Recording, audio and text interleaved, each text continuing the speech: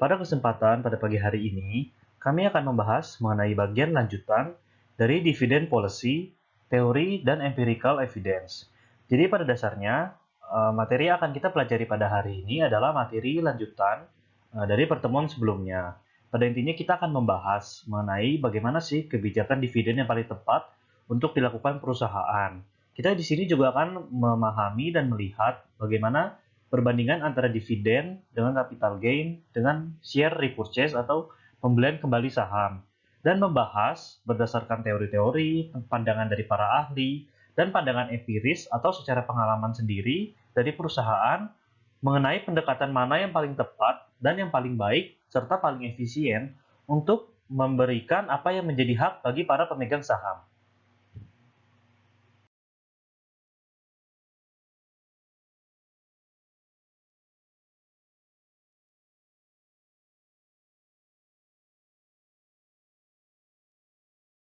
Selanjutnya saya akan membahas bagian perkenalan dari materi kita pada hari ini.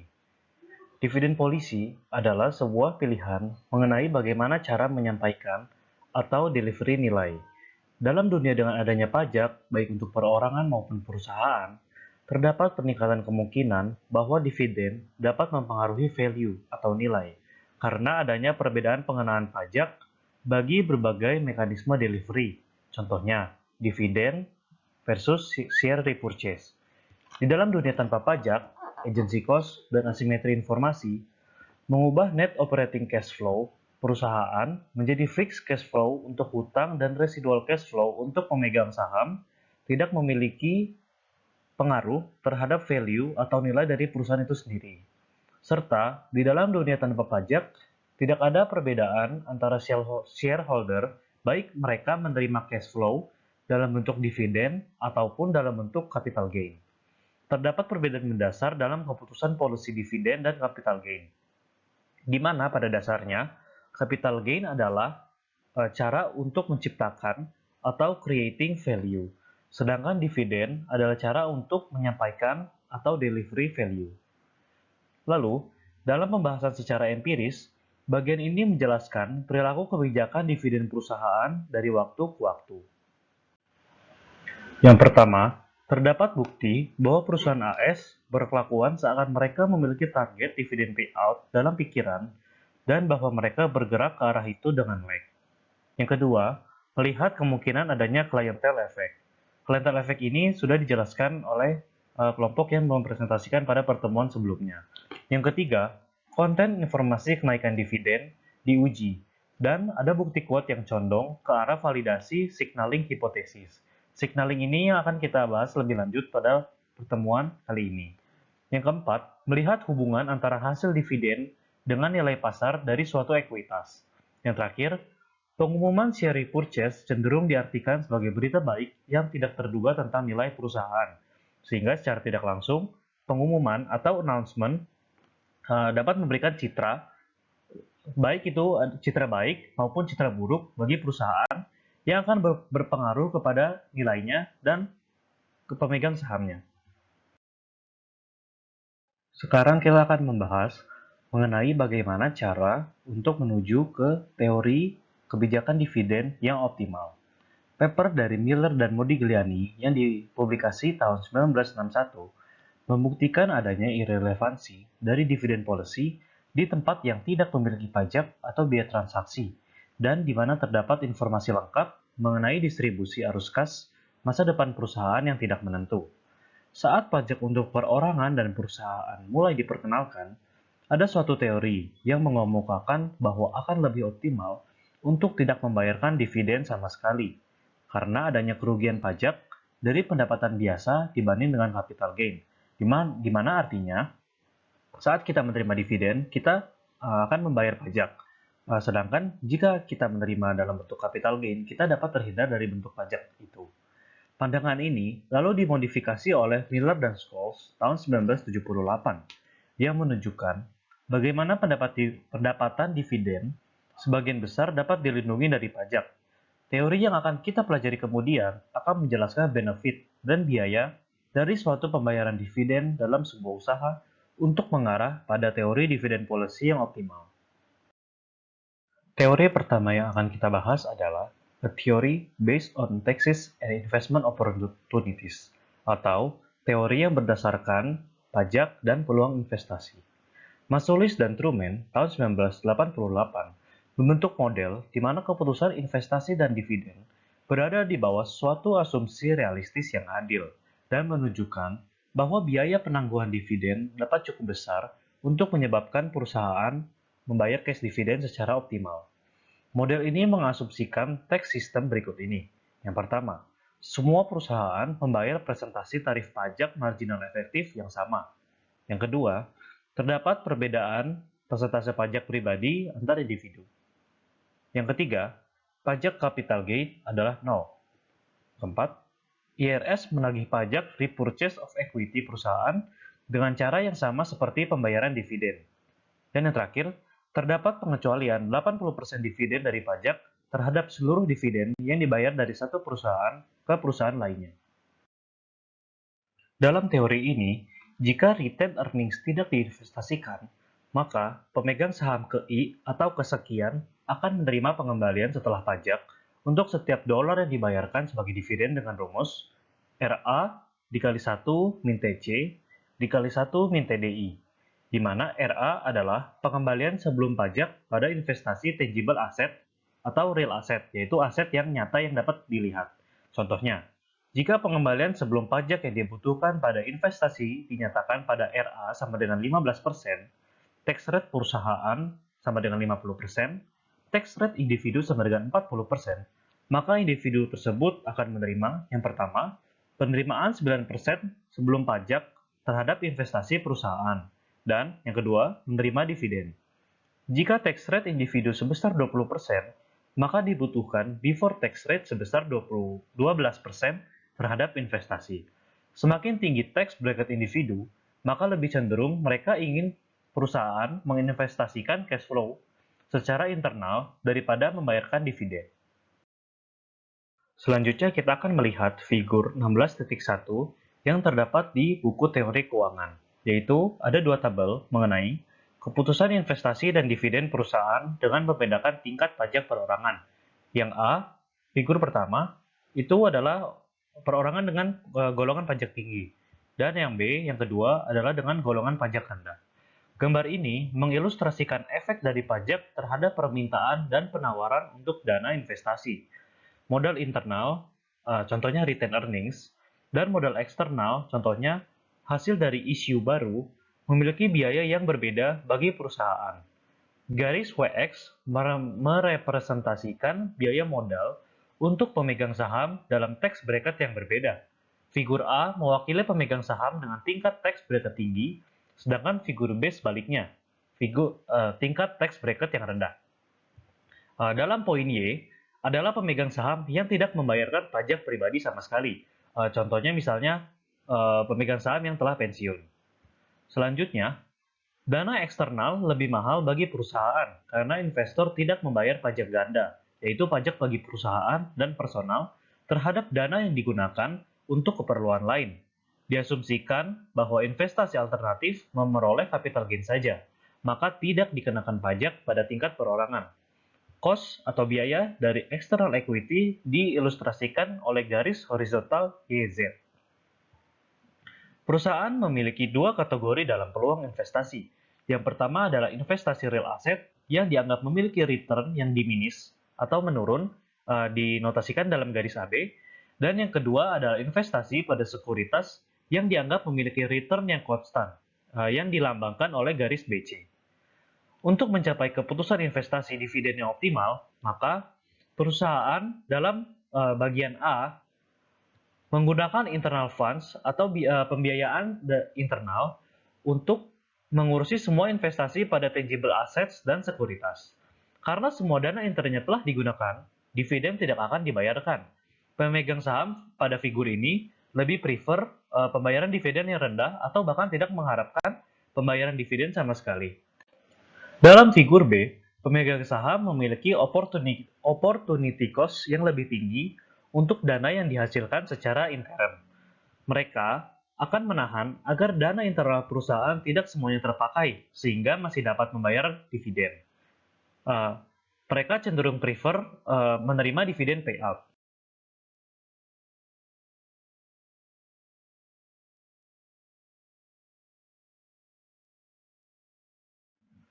Selanjutnya adalah 5 implikasi lain dari model Maslow-Strukman. Pertama, perusahaan diprediksi tidak membiayai pembelian sekuritas keuangan untuk tujuan investasi dari sumber eksternal.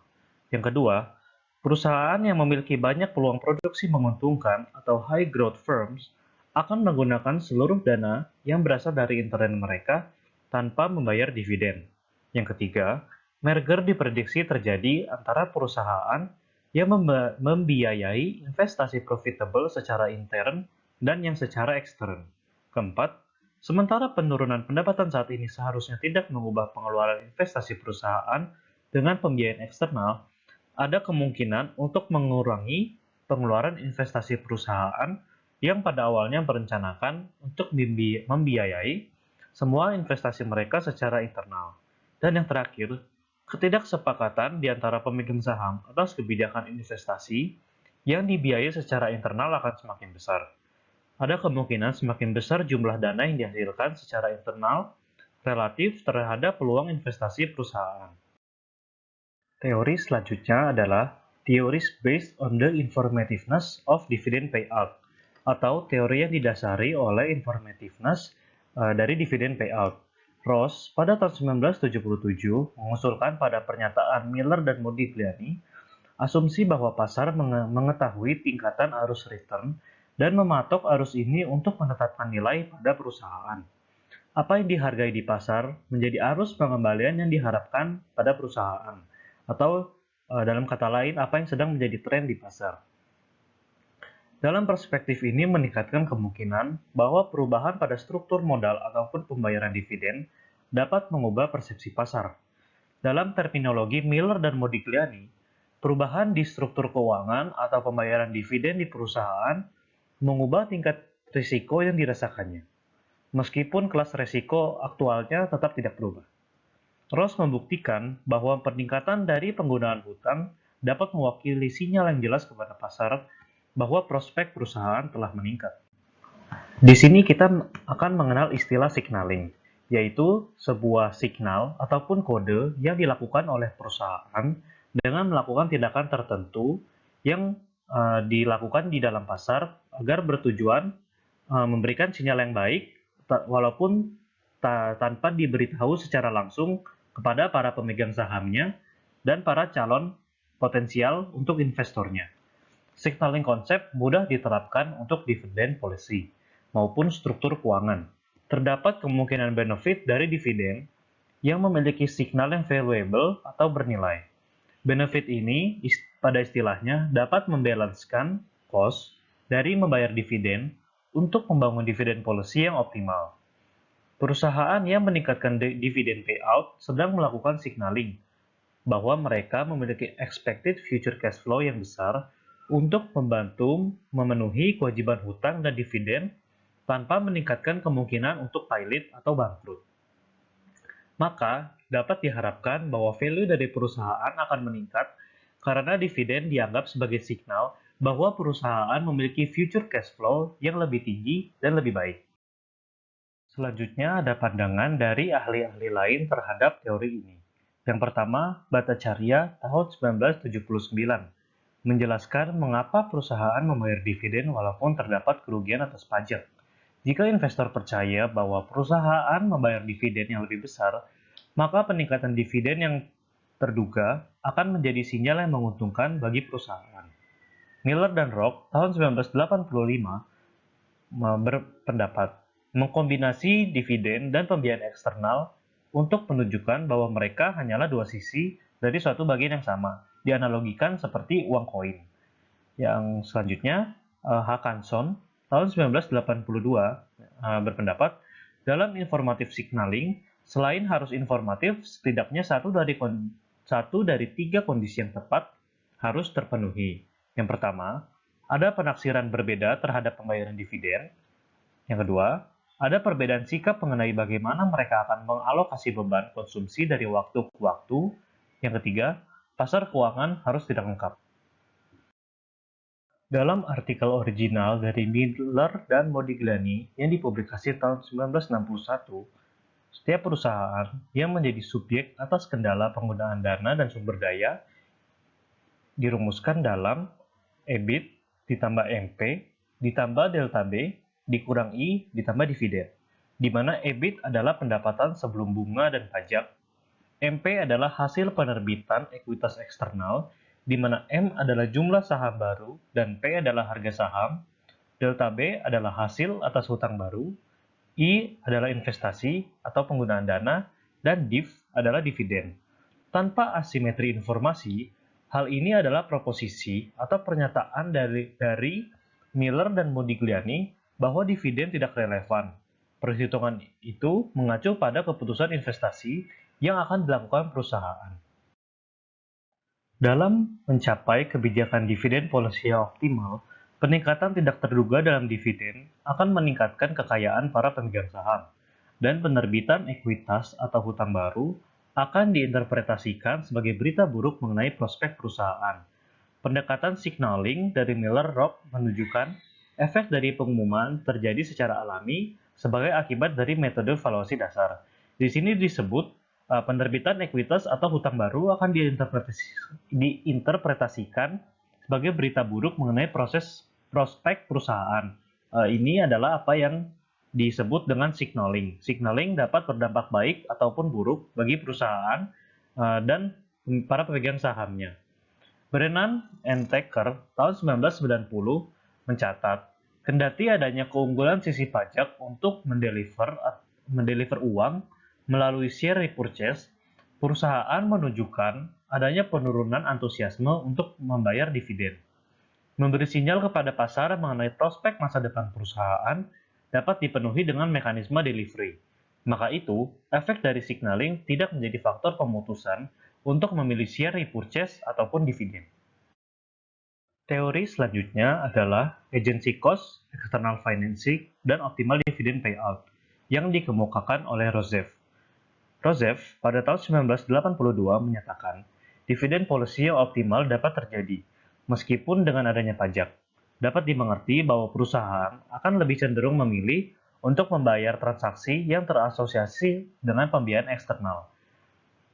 Dalam teori ini, diasumsikan terdapat agency cost yang meningkat saat owner atau manajer menjual portofolio dari stok holdingnya kepada pemilik ekuitas eksternal. Mereka ini akan cenderung mengalami potensi masalah di mana para penjual tersebut akan meningkatkan kekayaan pribadinya, namun tanggung jawabnya ditanggung oleh pihak ekstern tersebut. Perusahaan yang memiliki tujuan memaksimalkan keuntungan akan mengadopsi proses monitoring atau bonding yang optimal untuk meminimalisir agency cost. Pembayaran dividen dapat berfungsi sebagai sarana untuk memantau, monitoring, atau mengikat bonding kinerja manajemen. Karena transaksi dibiayai oleh pembiayaan eksternal, Rozev memperdebatkan kalau variability dari arus kas perusahaan akan memengaruhi pembayaran dividen mereka.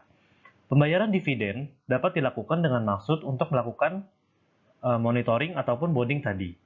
Walaupun pembayaran dividen yang lebih besar menghasilkan financing yang lebih besar atau pendanaan yang lebih besar untuk dividen tersebut, kondisi bahwa perusahaan harus pergi ke pasar modal menyimpulkan bahwa perusahaan akan harus diperiksa secara mendalam. Contohnya oleh pihak bank mengenai apakah perusahaan ini layak untuk masuk ke pasar modal atau tidak, atau untuk go public atau tidak. Dicontohkan ada dua perusahaan dengan rata-rata cash flow yang sama, namun dengan variabilitas yang berbeda. Perusahaan dengan volatilitas yang lebih tinggi akan meminjam uang dalam tahun yang kurang baik dan membayarnya pada tahun yang baik. Tahun yang baik dan tidak baik ini diartikan secara pendapatan. Maka itu akan lebih membutuhkan pembiayaan eksternal untuk memenuhi kewajiban-kewajibannya. Sebagai konsekuensinya, perusahaan ini akan cenderung memiliki rasio dividen payout yang rendah. Saya akan melanjutkan presentasi yang telah dijelaskan oleh teman saya sebelumnya. Sekarang kita akan masuk ke bagian behavioral model of dividend policy.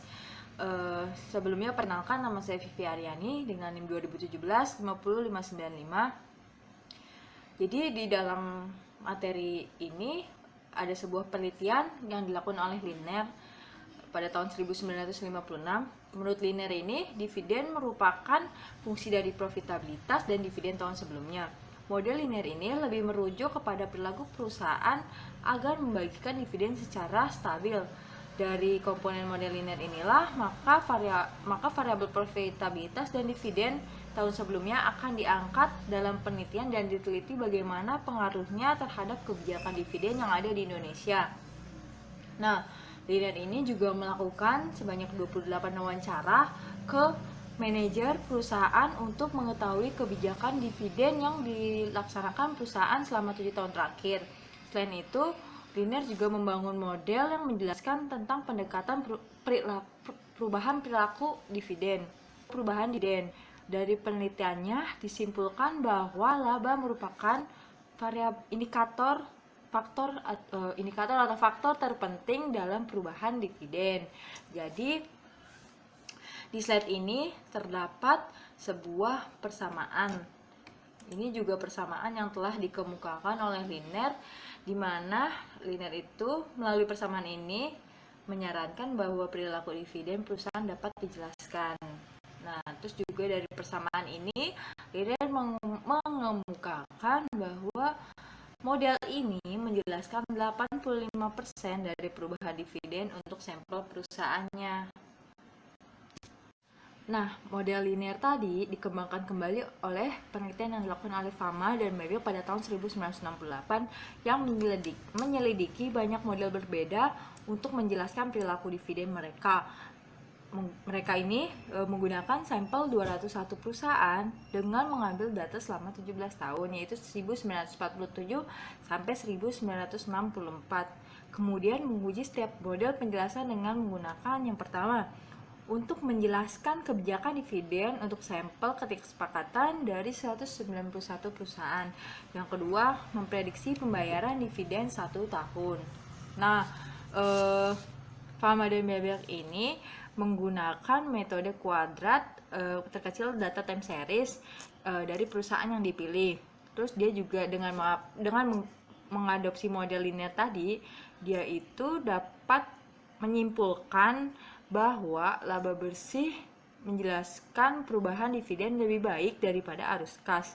Kedua penelitian di atas, baik Fama dan Mabel ataupun Liner, itu sama-sama menyatakan bahwa manajer percaya bahwa laba perusahaan mengalami peningkatan di masa mendatang saat perusahaan itu meningkatkan dividen yang dibayarkan.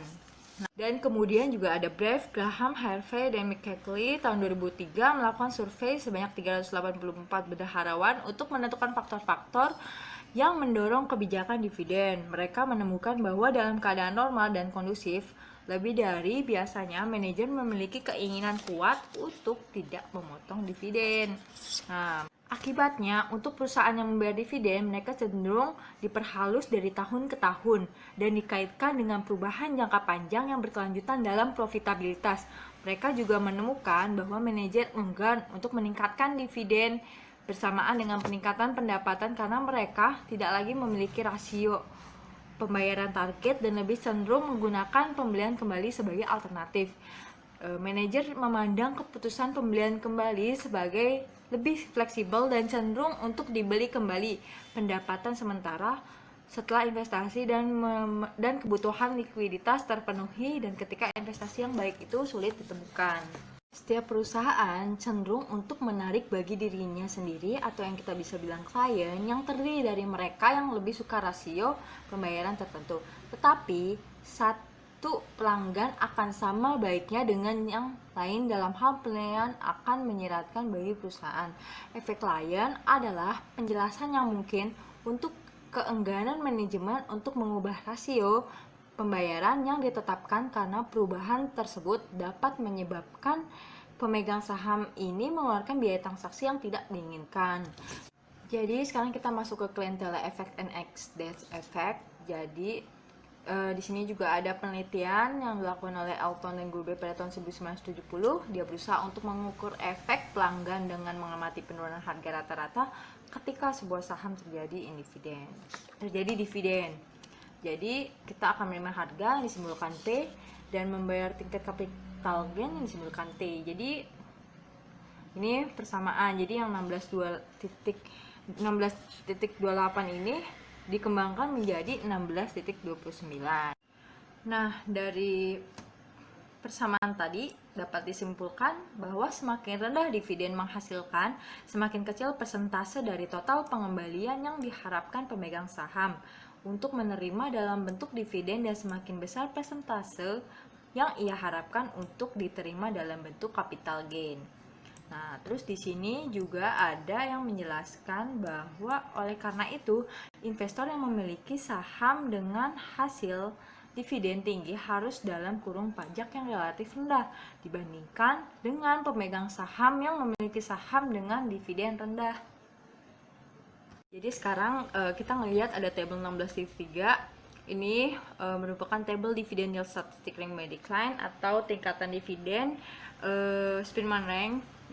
Nah, ini tabel 16.3 ini menunjukkan pembayaran dividen dari peringkat terendah ke tertinggi yang bersamaan dengan yang pertama, penurunan harga rata-rata sebagai presentasi dividen. Yang kedua, pembayaran pajak yang tersirat.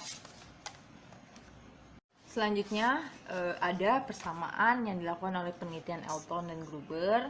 Nah, Elton Gruber ini menyimpulkan bukti yang menunjukkan bahwa Miller dan Moligini ini benar dalam menghipotesiskan efek pelanggan. Jadi di dalam persamaan 16.30 ini mereka menghabiskan P itu untuk mengakuisisi saham sebelum ex dividen, kemudian menerima dividen dan membayarkan pajak penghasilan biasa, dan akhirnya menjual saham setelah go ex dividen dan menerima dari kerugian jangka panjang mereka. Nah, terus 16.31-nya ini merupakan penyusunan ulang dari persamaan 16.30. Nah, dari persamaan ini digunakan untuk mencegah laba arbitrase. Penurunan harga harus memenuhi syarat penjumlahan pembayaran. Misalnya, untuk mencegah laba arbitrase, penurunan harga harus memenuhi jumlah pembayaran dividen. Yang ada penelitian yang dilakukan oleh Bell dan Jenkinson tahun 2002 yang mempelajari perubahan yang terjadi pada tahun 1997 khususnya bulan Juli dalam undang-undang di Inggris yang meningkatkan pajak atas pendapatan dividen. Sebelum tahun 1997, Inggris memiliki sistem pajak dividen di mana perusahaan yang membayar dividen menahan pajak atas distribusi dividen, kemudian mengeluarkan kredit pajak kepada investor. Jadi, efek utama dari reformasi pajak 1997 adalah untuk menghapuskan hak para investor yang dikecualikan untuk mendapatkan kembali kredit pajak, sehingga menyebabkan mereka tidak peduli antara pembelian kembali saham dan pembayaran dividen. Selanjutnya, ini ada model Ides, Hess, dan Kim pada tahun 1984. Ada dua persamaan. Yang pertama itu ini merupakan dividen yang dikurangi bagian kena pajak atau 15% dari dividen kali tarif pajak. Nah, atau yang bisa dibilang tempat penampungan pajak dari kerugian modal jangka panjang dikenakan pajak sebesar 46%. Jika kita mengatur pengembalian ini sama dengan 0 dan menyelesaikannya, nah itu kita mendapatkan hasil yang persamaan yang di bawah.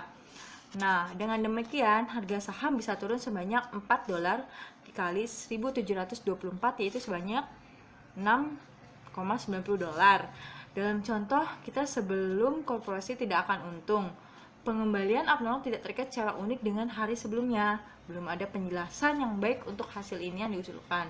Akhirnya, Ides, Hess, dan Kim pada tahun 1984 melaporkan perilaku ex-date dari distribusi perusahaan yang tidak dapat ditarik kembali. Nah, mereka menemukan pengembalian positif yang signifikan untuk pemecahan saham dan dividen saham, dan pengembalian negatif yang signifikan untuk dividen tunai non-taxable. Meskipun tidak ada penjelasan untuk pengembalian ex-date split positif abnormal, kami dapat menduga bahwa arbitrase pajak dapat menjelaskan pengembalian negatif pada dividen asli yang tidak dapat ditarik kembali. Nah, ada penelitian yang dilakukan oleh Laconis Hawk dan Vermeulen pada tahun 1986, yaitu menguji hipotesis arbitrase pajak dengan mempelajari volume perdagangan di sekitar tanggal-tanggal sebelumnya. Jadi di slide yang ini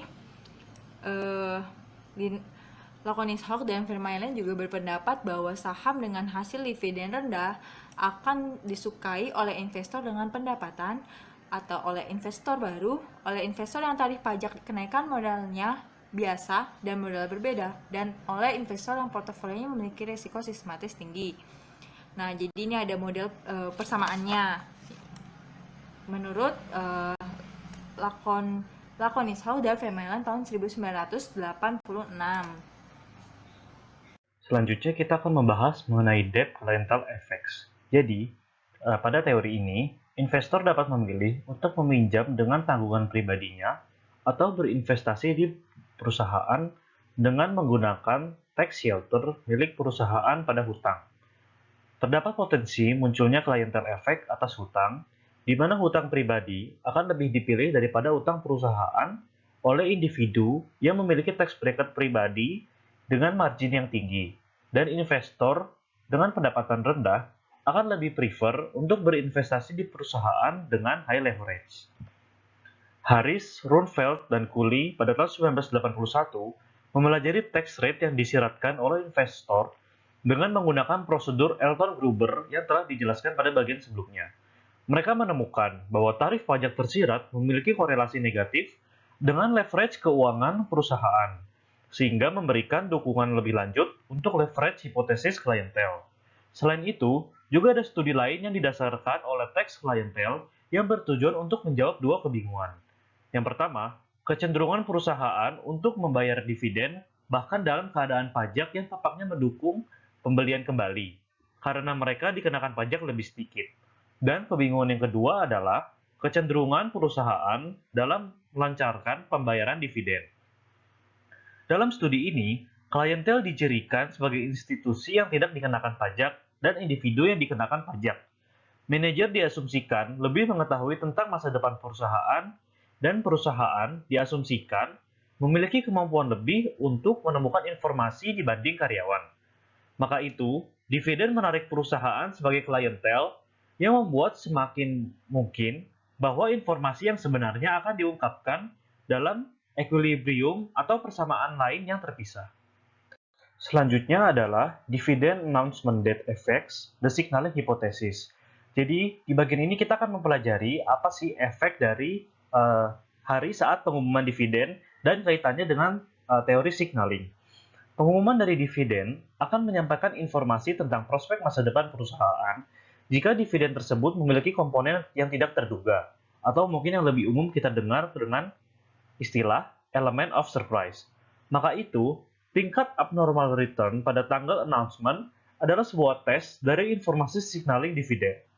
Return abnormal dari X date mencerminkan efek klientel pajak yang bertambah pada pemegang saham. Total efek dari sebuah dividen adalah jumlah antara announcement date dan X date. Pada kombinasi ini, kebanyakan perusahaan yang membayar dividen menampilkan behavior yang membayar dividen payout secara konstan, yang kemudian akan meningkat saat manajemen memiliki keyakinan lebih bahwa peningkatan itu dapat dimanfaatkan dengan baik. Lantas, berdasarkan tipe manajemen ini, ada kemungkinan bahwa investor akan menginterpretasi peningkatan dalam dividen payout saat ini sebagai sebuah pesan, bahwa manajemen mengantisipasi tingkat cash flow yang lebih tinggi dari investasi. Maka itu, kita dapat menganggap bahwa peningkatan dalam harga saham akan terasosiasi dengan pengumuman dividen atau tanggalnya.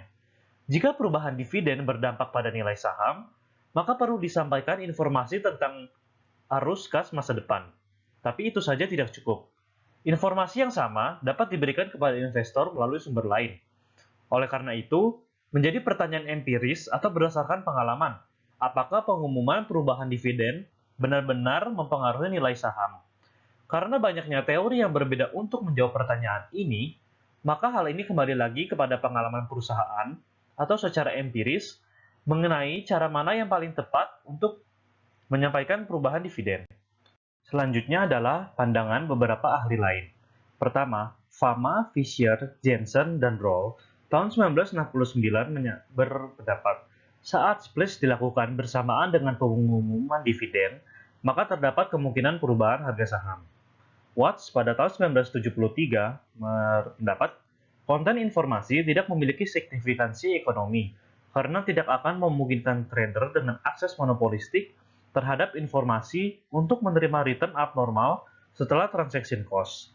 Kebanyakan perubahan harga yang signifikan terjadi sangat cepat, entah pada hari pengumuman ataupun keesokannya, sehingga hal ini mendorong kesimpulan yang disimpulkan oleh Pettit pada tahun 1972 bahwa informasi substansial disampaikan oleh pengumuman perubahan dividen. Selanjutnya, Kwan tahun 1981 membentuk portofolio berdasarkan perubahan dividen yang unexpected atau tidak terduga dan menemukan bahwa return abnormal yang signifikan terjadi pada saat perusahaan mengumumkan perubahan dividen besar yang tidak terduga. Suatu cara lain untuk melihat signaling hipotesis adalah untuk melihat bukti dari tingkat abnormalitas dalam insider trading sebelum pengumuman dividen, seperti yang dilakukan John and Long tahun 1991 yang menemukan bahwa insider trading segera sebelum pengumuman inisiasi dividen memiliki kekuatan yang signifikan. Selanjutnya adalah pandangan ahli yang bernama Wooldridge tahun 1973 yang mempelajari efek dari pengumuman dividen terhadap obligasi dan saham preference yang non-convertible dalam tujuan untuk memisahkan efek pengambil alihan dari announcement. Dalam pandangan dari ahli ini, jika dividen payout dilihat sebagai pembayaran atas aset yang dijamin dan perjanjian utang adalah perlindungan yang tidak sempurna, maka pemilik utang dan pemegang saham preference melihat peningkatan dividen sebagai berita buruk dan nilai pasarnya akan turun. Sebaliknya, jika peningkatan dividen adalah signal tentang cash flow masa depan perusahaan yang lebih tinggi, maka pemegang obligasi dan pemegang saham preference akan merasa lebih secure atau lebih aman, sehingga itu nilai pasarnya akan lebih tinggi. Hasil penelitian dari Wooldridge mendukung signaling hipotesis return abnormal pada tanggal pengumuman menjadi positif karena peningkatan dividen dan akan menjadi negatif karena ada penurunan dividen. Dividen irrelevance theory, yakni teori bahwa investor tidak perlu khawatir dengan kebijakan dividen perusahaan karena mereka memiliki opsi untuk menjual sebagian portofolio ekuitas pribadi jika mereka menginginkan uang tunai. Teori ini menunjukkan bahwa deklarasi dan pembayaran dividen perusahaan akan berdampak kecil terhadap harga saham. Jika teori ini berlaku, itu berarti bahwa dividen tidak akan menambah nilai pada harga saham perusahaan. Terlepas dari teori ini, banyak investor fokus pada dividen ketika mengelola portofolio mereka. Misalnya, strategi current income atau pendapatan saat ini berupaya mengidentifikasi investasi yang membayar di atas rata-rata. Contohnya, pembayaran dividen dan interest. Sementara secara keseluruhan relatif menghindari risiko, strategi ini dapat dimasukkan dalam serangkaian keputusan alokasi di seluruh tingkatan risiko. Strategi yang berfokus pada pendapatan masa kini atau current income biasanya sesuai untuk investor yang membutuhkan entitas yang stabil dan mapan dan akan membayar secara konsisten, yaitu tanpa risiko gagal bayar atau melewatkan tenggat waktu pembayaran dividen. Investor ini mungkin sudah lebih lama berkecimpung dalam dunia saham dan lebih berani untuk mengambil risiko. Dividen dapat ditampilkan dalam berbagai strategi portofolio lainnya, juga seperti pelestarian modal. Selanjutnya kita akan membahas mengenai corporate equity repurchase atau pembelian kembali ekuitas milik perusahaan. Perusahaan dapat melakukan pembelian saham kembali melalui dua pilihan, yaitu antara pasar terbuka atau dengan penawaran tender. Pada pasar terbuka, biasanya termasuk program bertahap untuk pembelian kembali dalam suatu periode waktu. Sedangkan dalam penawaran tender, perusahaan biasanya mengajukan persyaratan mengenai saham yang ingin dibeli kembali. Persyaratan ini misalnya jumlah saham yang ingin dibeli, waktu tenggat yang diberikan, dan beberapa persyarat-persyarat lainnya. Pilihan antara dividen payout dan share repurchase sebagai cara untuk memenuhi hak pemegang saham memiliki banyak trade-off. Contohnya, ada keunggulan dalam bidang pajak dalam pembelian saham kembali, saat pajak capital gain lebih rendah daripada pendapatan pajak atas dividen. Pembelian saham kembali atau repurchase dianggap manajemen lebih fleksibel daripada dividen. Pembelian saham kembali bersifat relatif berubah, sementara dividen meningkat dengan mantap dari waktu ke waktu. Dividen dibayarkan oleh perusahaan-perusahaan dengan pendapatan permanen yang lebih tinggi, sementara pembelian kembali digunakan oleh perusahaan-perusahaan yang memiliki pendapatan yang lebih tidak stabil. Secara umum, perusahaan cenderung membayar dividen yang meningkat saat kinerjanya baik dan menggunakan repurchase saat kinerjanya buruk. Dittmar dan Dittmar tahun 2002 meneliti bagaimana kondisi ekonomi makro dapat mempengaruhi kebijakan pembayaran perusahaan. Mereka menemukan bahwa repurchase agregatif meningkat bersamaan dengan peningkatan pendapatan, di mana hal ini didapat dari meneliti hubungan antara pendapatan agregatif dan faktor ekonomi makro seperti GDP per kapita, konsumsi per kapita, dan produksi industri. Penelitian lain menemukan bahwa perusahaan memilih dividen untuk mendistribusikan cash flow yang relatif permanen, sementara repurchase dipilih untuk mendistribusikan pendapatan yang relatif sementara. Setelah mengontrol ukuran pembayaran dan ekspektasi pasar tentang kelanggengan dari stok dan cash flow, reaksi harga terhadap kenaikan dividen yang positif lebih baik daripada reaksi terhadap pembelian kembali atau repurchase. Dalam pilihan penawaran tender sebagai alternatif dari pasar terbuka, pembelian kembali atas saham atau repurchase tidak hanya menjadi sekedar alternatif bagi dividen. Penawaran tender ini memiliki hubungan dengan setidaknya 5 hipotesis berikut. Yang pertama, signaling hipotesis. Penjelasannya, dividen tunai yang disalurkan kepada pemegang saham dalam penawaran tender dapat mewakili sinyal bahwa perusahaan diharapkan telah meningkatkan arus kas masa depan. Tetapi, itu juga dapat menyiratkan bahwa perusahaan telah kehabisan peluang investasi yang menguntungkan. Yang kedua, leverage tax shield hipotesis. Jika pembelian kembali dibiayai dengan menerbitkan utang daripada pembayaran tunai, leverage perusahaan dapat meningkat. Dan jika ada keuntungan untuk leverage seperti ini yang disarankan oleh Miller dan Modigliani, maka pemegang saham dapat mengambil benefit atau keuntungan. Ketiga, dividend tax avoidance hypothesis.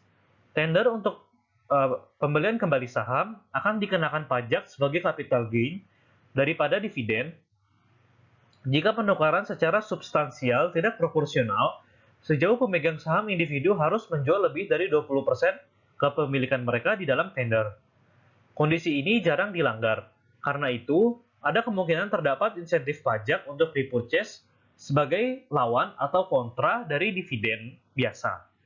Keempat, bondholder expropriation hypothesis. Jika pembelian kembali secara tak terduga mengurangi basis aset perusahaan, maka pemegang obligasi lebih buruk karena mereka memiliki agunan. Tes langsung dari hipotesis ini adalah dengan melihat perubahan harga obligasi pada tanggal pengumuman repurchase. Kelima, wealth transfers among shareholders. Transfer kekayaan antara pemegang saham yang ditenderkan, baik yang tidak tender, dapat terjadi ketika ada kendala dan biaya yang berbeda antara kelompok pemilik. Bahkan ketika harga tender jauh di atas harga saham pra-tender, beberapa pemegang saham dapat secara sukarela memutuskan untuk tidak melakukan tender pada saham mereka. Banyak hal yang dapat kita pelajari tentang hipotesis ini jika kita berfokus pada efek dari harga saham, obligasi, dan saham preferen. Melakukan repurchase melalui penawaran tender dapat memberikan kondisi yang baik bagi perusahaan. Dalam pandangan empiris atau secara pengalaman, meskipun tidak menolak efek dari leverage atau efek dari penghindaran pajak dividen, nampaknya paling kuat mendukung hipotesis bahwa penawaran tender untuk pembelian kembali dapat ditafsirkan oleh pasar berkaitan dengan hipotesis signaling sebagai informasi yang menguntungkan mengenai prospek masa depan dari perusahaan. Nah, selanjutnya adalah hubungan antara dividen dan nilai. Friend dan Puket menggunakan data cross-section untuk menguji pengaruh pembayaran dividen pada nilai saham. Persamaan yang digunakan itu adalah persamaan yang seperti ada di slide, yaitu P atau harga per saham sama dengan A ditambah dengan B dikali dividen agregat yang dibayarkan, ditambah C dikali return earning, ditambah lagi dengan error. Nah, Friend dan Puket mengkritik pendekatan ini pada 3 poin utama. Yang pertama adalah persamaan tersebut tidak ditentukan secara spesifik karena mengasumsikan bahwa keberesikoan perusahaan tidak berkorelasi dengan pemotongan dividen dan rasio harga pendapatan. Namun, melihat data menunjukkan bahwa perusahaan berisiko memiliki pembayaran dividen yang lebih rendah dan rasio harga atau pendapatan yang lebih rendah. Akibatnya, penghilangan variabel risiko dapat menyebabkan bias ke atas dalam koefisien dividen di rumus. Yang kedua, hampir tidak ada kesalahan pengukuran dalam dividen, tetapi ada kesalahan pengukuran yang cukup besar dalam laba ditahan. Dan yang ketiga itu, Friend dan Puket berpendapat bahwa bahkan jika dividen dan pendapatan memiliki dampak yang berbeda pada harga saham, kita harus mengharapkan koefisien mereka dalam rumus yang sama. Dalam equilibrium, perusahaan itu akan mengubah pembayaran dividen mereka sampai efek marginal dari dividen sama dengan efek marginal dari laba ditahan. Dan itu akan memberikan efek optimal pada harga per saham mereka. Tidak ada teori yang dikembangkan untuk memungkinkan penetapan harga risiko ketika mereka menulis makalah mereka. Tetapi Friend dan Puket mampu menghilangkan kesalahan pengukuran pada laba ditahan dengan menghitung variabel pendapatan yang dinormalisasikan berdasarkan kesesuaian rangkaian waktu dari persamaan berikut, yaitu persamaannya adalah NI per PIT dibagi dengan NI per PKT sama dengan A ditambah B kali T ditambah lagi dengan error, yang dimana NI per PIT sama dengan rasio pendapatan harga untuk perusahaan, sedangkan NI per PKT itu rasio pendapatan atau harga rata-rata untuk industri, dan T itu sendiri merupakan indeks waktu. Nah, ketika laba ditahan yang dinormalisasikan itu dihitung dengan mengurangi dividen dari penilaian yang dinormalisasikan, dan kemudian digunakan dalam persamaan yang ada di slide sebelumnya, rumus yang ada di slide sebelumnya, perbedaan antara koefisien dividen dan laba ditahan itu pun akan berkurang.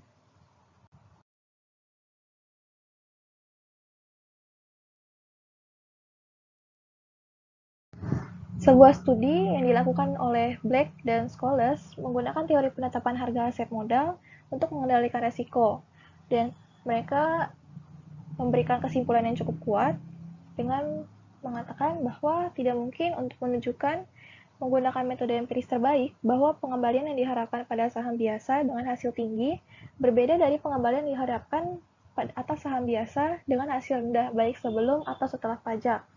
Mereka mulai dengan menunjukkan bahwa asumsi tarif pajak capital gain lebih rendah daripada tarif pajak pendapatan itu tidak berlaku untuk semua kelas investor. Beberapa kelas investor mungkin secara logis lebih suka hasil dividen yang lebih tinggi.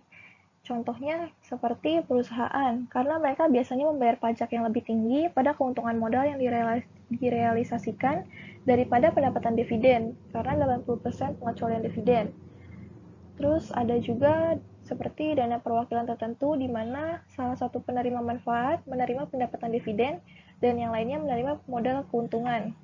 Lalu yang ketiga, dana abadi yang hanya dapat menghasilkan pendapatan dividen, atau juga seperti investor yang menghabiskan kekayaan dan mungkin merasa lebih murah dan lebih mudah untuk menerima dividen daripada menjual atau meminjam terhadap saham mereka. Atau investor yang lebih suka hasil dividen rendah adalah mereka yang membayar pajak lebih tinggi pada pendapatan dividen daripada capital gain.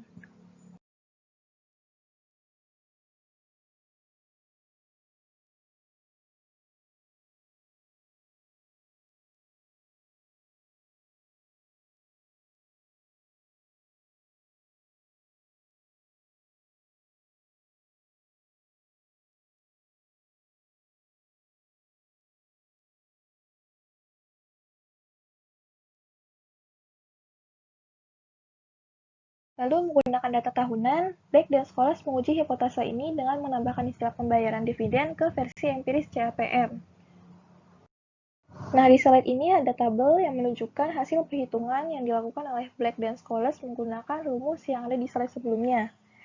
Di tabel ini ditunjukkan bahwa koefisien dampak dividen Y1 topi tidak berbeda secara signifikan dari 0 di seluruh periode waktu, dari tahun 1936 hingga tahun 1966 atau dalam setiap subperiodenya.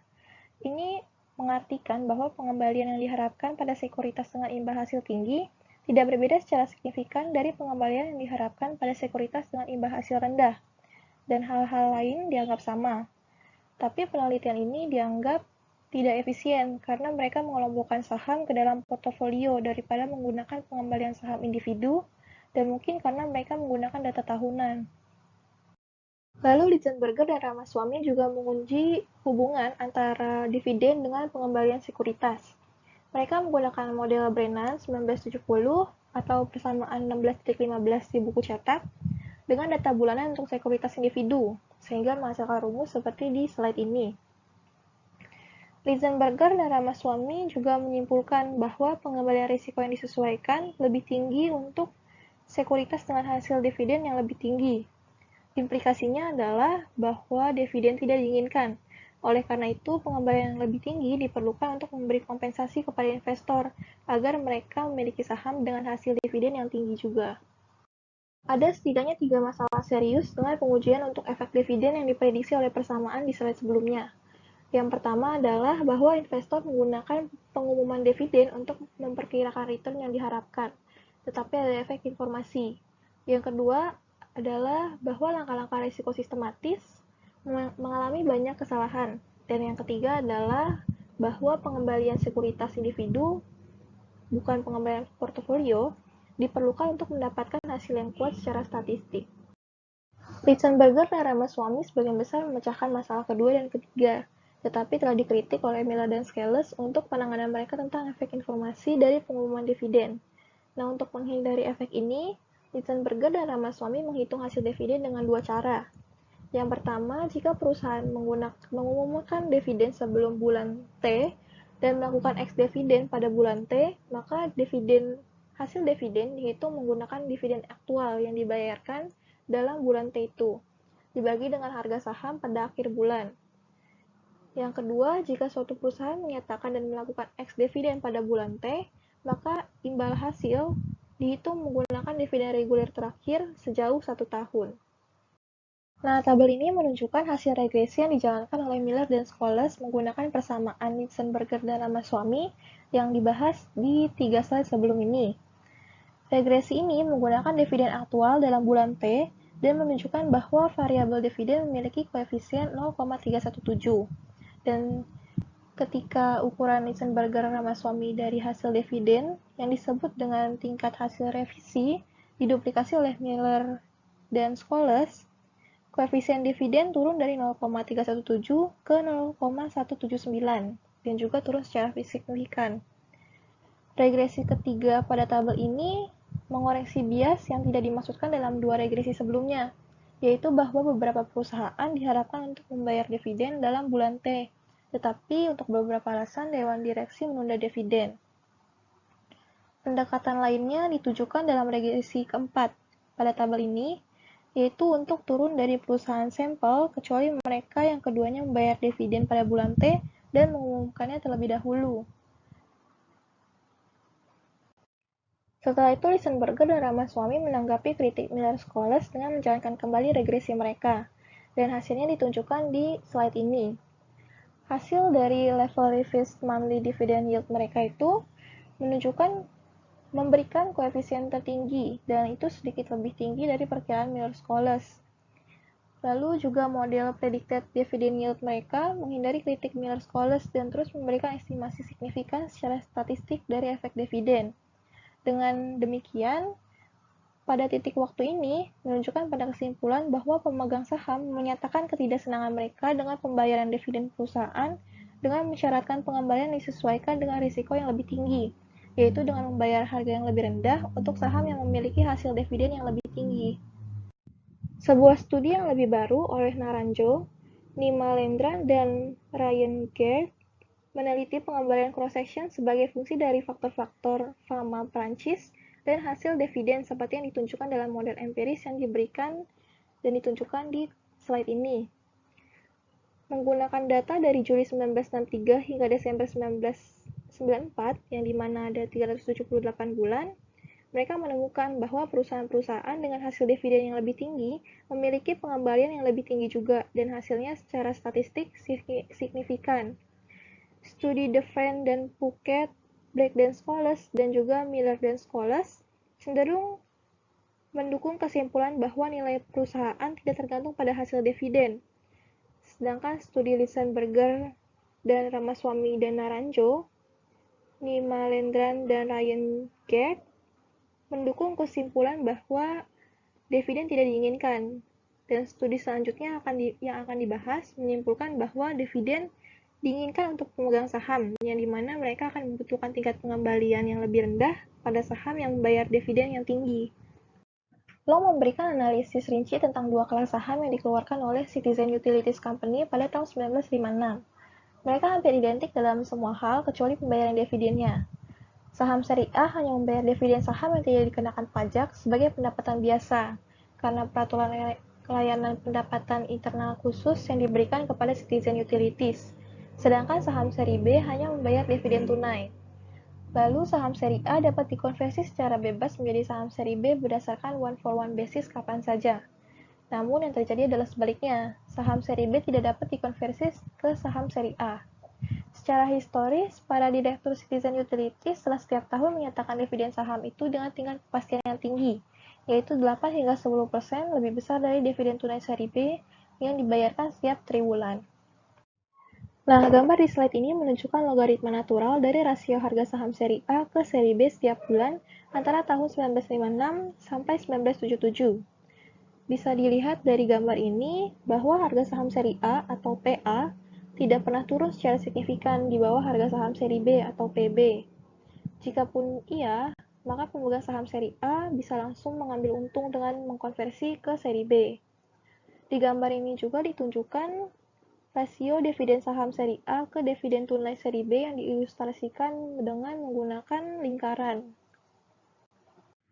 Sekarang, kita akan membahas mengenai jurnal yang berjudul Pengaruh Kebijakan Dividen Terhadap Harga Saham. Studi pada perusahaan pertambangan di Bursa Efek Indonesia. Jurnal ini sejalan dengan materi yang kita pelajari sebelumnya, utamanya mengenai kebijakan dividen apa yang paling tepat, teori signaling, dan juga kebijakan dividen terhadap harga saham itu sendiri, apakah memiliki pengaruh ataupun tidak. Jurnal ini diambil dari Universitas Winaya Mukti melalui program Organum, Jurnal Scientific Management dan Akuntansi yang ditulis oleh Irma Kurniafitri dan Imas Purnamasari. Sekarang saya akan menjelaskan sedikit mengenai abstrak dari jurnal ini. Kebijakan dividen merupakan suatu keputusan yang dapat diambil perusahaan dalam memperlakukan laba yang diperoleh, apakah akan dibagikan dalam bentuk dividen ataupun ditahan untuk reinvestasi perusahaan. Tujuan utama dari penelitian ini adalah untuk mengidentifikasi apakah kebijakan dividen menyampaikan informasi ke pasar atau teori signaling yang tadi kita pelajari yang menghasilkan reaksi terhadap harga saham. Metode penelitian menggunakan metode deskriptif verifikatif. Indikator kebijakan dividen adalah dividen payout ratio, dan harga saham yang digunakan adalah harga saham penutupan. Sampel dalam penelitian adalah 10 perusahaan pertambangan yang rutin membagikan dividen selama 2008 sampai 2012. Analisis data yang digunakan adalah regresi linear sederhana. Berdasarkan hasil analisis kebijakan dividen berpengaruh positif terhadap harga saham. Penelitian ini membuktikan bahwa kebijakan dividen dijadikan sebagai sinyal oleh para investor dalam mengambil keputusan investasi yang pada akhirnya akan berpengaruh terhadap harga saham perusahaan. Penelitian ini mendukung signaling teori. Kata kunci, kebijakan dividen, harga saham, dan teori pensinyalan. Bagian pertama adalah pendahuluan dari jurnal ini. Performa harga saham pertambangan terus tertekan merespon kebijakan pemerintah yang dinilai tidak menguntungkan perusahaan pertambangan dan penurunan harga komoditas di pasar internasional. Indeks harga saham di sektor pertambangan mulai menurun pada April dan Mei. Indeks harga saham di sektor pertambangan ini bahkan sempat naik ke level 2804,1 pada bulan Februari. Tetapi indeks tersebut mengalami penurunan sebesar 6,6% indikator month on month pada April dan sebesar 19,9% pada Mei. Sehingga dari awal tahun hingga Oktober 2012, indeks harga saham di sektor pertambangan turun sebesar 29,2%. Kondisi pasar yang saat ini dalam keadaan baik banyak dimanfaatkan investor untuk melakukan penanaman modal pada perusahaan yang dinilai cukup menjanjikan. Hal tersebut dapat dilihat dari nilai bersih transaksi saham yang dilakukan oleh investor asing. Contohnya, sepanjang tahun 2011, terjadi aliran masuk dana asing sebesar 15,44 triliun hingga 27 Desember 2012.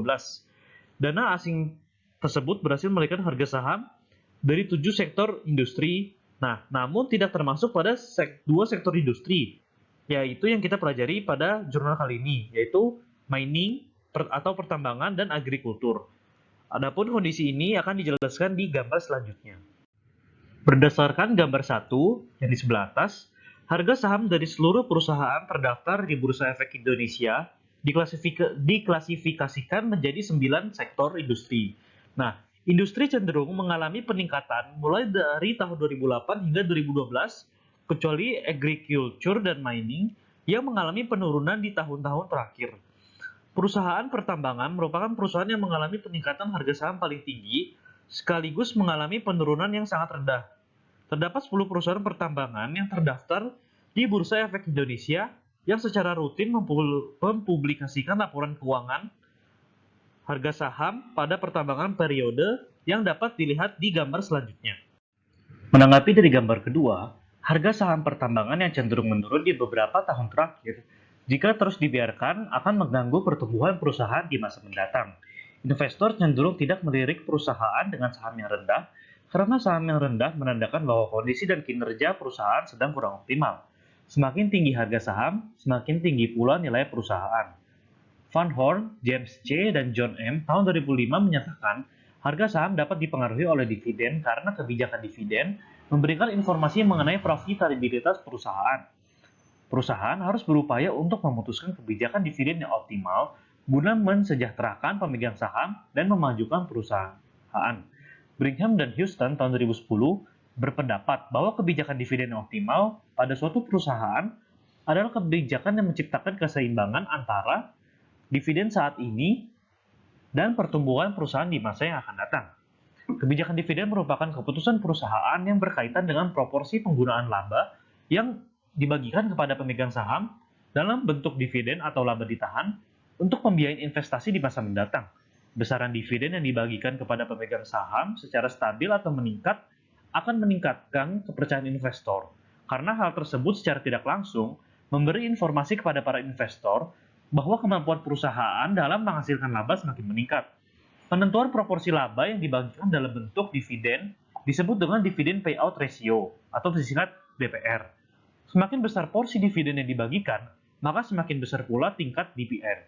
Sebaliknya, jika porsi laba ditahan semakin besar, maka DPR akan semakin rendah. Melalui besaran DPR dapat dilihat prospek perusahaan di masa yang akan datang.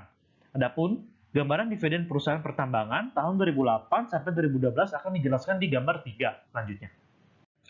Berdasarkan gambar 3 ini, dapat dilihat rata-rata DPR 10 perusahaan pertambangan yang terdaftar di Bursa Efek Indonesia memiliki tren yang cenderung menurun. Penurunan terjadi mulai tahun 2011 sebesar 39,14%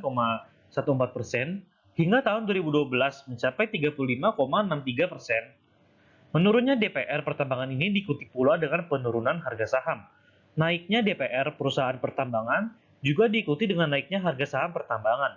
Fenomena akan perubahan harga saham tersebut menjadi pertanyaan tersendiri. Apakah kebijakan dividen berpengaruh terhadap harga saham? Nah, sekarang kita masuk ke bagian kajian literatur, di mana secara garis besar di bagian ini menggambarkan bahwa kondisi pasar modal saat ini sedang berkembang pesat, sangat menarik perhatian para calon investor dan pemilik modal untuk berinvestasi di pasar modal. Perusahaan dengan harga saham yang tinggi mencerminkan bahwa kinerja dari perusahaan tersebut baik untuk dapat menciptakan harga saham yang tinggi. Perusahaan sebelumnya harus terlebih dahulu mencari tahu mengenai faktor-faktor yang dapat mempengaruhi harga saham. Salah satu faktor yang dapat mempengaruhi harga saham adalah kebijakan dividen. Kebijakan yang diambil oleh perusahaan tentunya akan sangat berpengaruh pada nilai perusahaan. Kebijakan dividen itu sendiri merupakan kebijakan yang diambil manajemen perusahaan untuk memutuskan membayar sebagian keuntungan perusahaan kepada pemegang saham daripada menahannya sebagai laba ditahan untuk diinvestasikan kembali agar mendapatkan capital gain. Hal tersebut merupakan pendapat dari Ambarwati pada tahun 2010.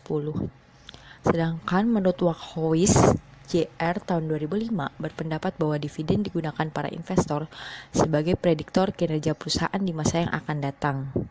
Konsep sinyal keuangan menyatakan bahwa dividen memiliki pengaruh terhadap harga saham karena memberikan informasi atau sinyal mengenai profitabilitas perusahaan.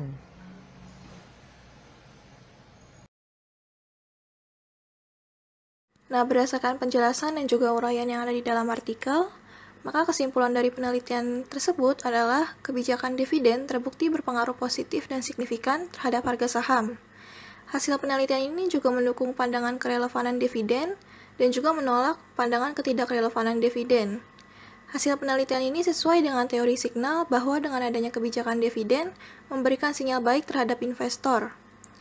Penelitian ini sejalan dengan penelitian Black dan Scholes yang telah menemukan bahwa perusahaan yang meningkatkan pembayaran dividen dapat mengharapkan akan adanya efek pasti pada harga saham.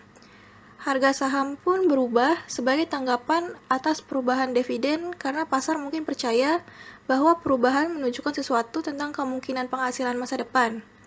Dividen juga dapat membantu memberikan informasi yang baik mengenai manajemen perusahaan ke pasar yang dapat mempengaruhi harga saham yang belum diteliti dalam penelitian ini dengan sektor perusahaan yang berbeda serta menambahkan periode pengamatan.